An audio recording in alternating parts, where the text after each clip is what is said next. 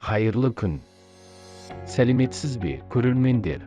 Біздің алдымызда бүгін ұнтақты материалдарды, нашар сусымалы материалдарды бір компонентті өлшеуге арналған DIFSM сериялы шнек түріндегі салмақ диспенсері тұр.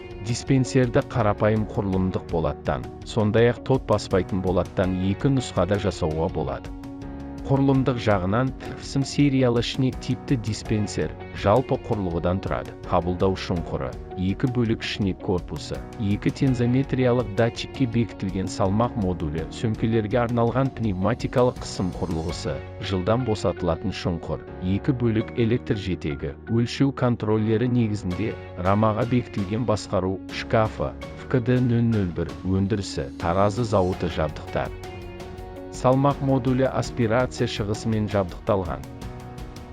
Аспирация шығысы икемді жеңмен және ауаны сүзудің дербес аспирациясымен жабдықталуы немесе тапсырыс берушіде бар ұлуларға шығарылуы мүмкін. Жеткізу жиынтығына 2 жылдан босатылатын шұңқыр кіреді. Біреуі 25-тен 50 килограммға дейінгі сөмкелер үшін, 2-ден 15 килограммға дейінгі сөмкелер үшін.